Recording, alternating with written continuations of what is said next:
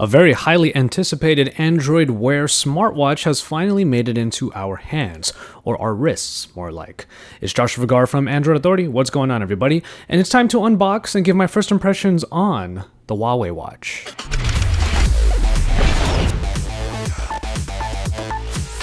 Now, if there was any pretense as to how fancy Huawei wants to make this watch, you only have to see what box it comes in. Not only is there an outer shell that slides up and has a very nice text on the side that says Huawei Watch, but opening up the actual case is a very luxurious affair. Opening up reveals the watch right underneath the cover, and the two nubs on the sides will be able to lift that small leather area in order to get to the rest of the accessories. But the watch itself already looks quite shiny. The sapphire crystal shines very brightly in the light, and the leather strap on the black leather here looks really nice, but we're going to put that aside just for a moment and see what else we have underneath the surface. Getting underneath that leather area in the middle brings us to a pretty thick but also multilingual manual that will tell you everything you need to know about the watch. But if you have used Android Wear watches in the past, well, this one shouldn't be too much different. Aside from that, however, we do have a plug adapter for the USB charging cable, which is actually proprietary. You have a small disc here in which the pins that are on it will connect directly to the contacts on the back of the watch. Now, the fact that this is proprietary is a little bit of a turnoff, I'm not going to lie, because you won't be able to use it with just any USB cable, but also if you need an extra charger, you need to buy a separate one. Otherwise, you just have to remember to have this on you at all times, especially if you're traveling, as we expect this watch to pretty much go for maybe a day and a half and require charging pretty much every night. But we will go ahead and go straight to the watch itself. Sapphire crystal on the front is the kind of glass that you would expect on a high-end regular watch, and then the metal housing has the nubs on the top and bottom, which are curved down a little bit to accommodate the leather straps in this case.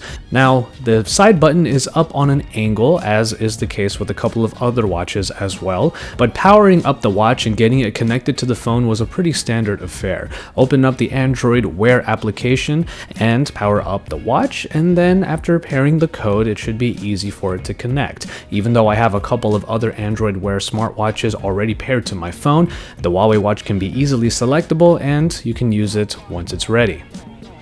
But what's really great is the high resolution, at least for a smartwatch, display on here. This is an AMOLED screen, which we also think is a pretty great choice for this watch, that comes in at 400 by 400 resolution. And underneath the surface is a Qualcomm Snapdragon processor with half a gig of RAM and 4 gigabytes of storage. Now, donning the actual watch onto the wrist brings a bit of heft. It's not necessarily heavy and it doesn't weigh down the wrist, but it is certainly felt, and you will know that you have this smartwatch on your wrist.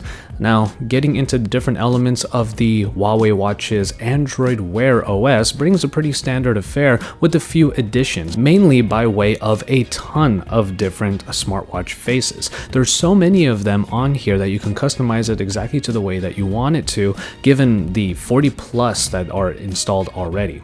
And then of course there are all of the different applications that are installed on your phone already that will then be brought over. Certain applications like Pomo To Do are already going to be sent to the watch and will have Android Wear specific versions available.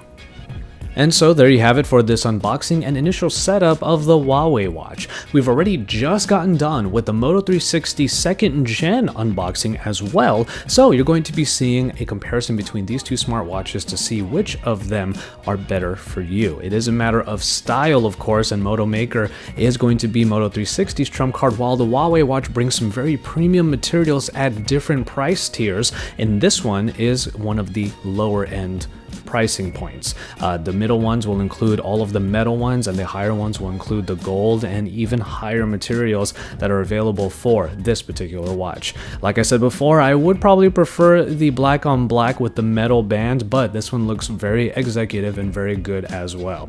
So keep it tuned to Android Authority for our full review of the Huawei Watch and comparisons between it and other smartwatches in Android today. And when you're done with all of that, watch content from the rest of my colleagues in Android and head on over to androidauthority.com and our Android app that you can see in the corner there, so you can keep up with everything that we're doing, because we are your source for all things Android.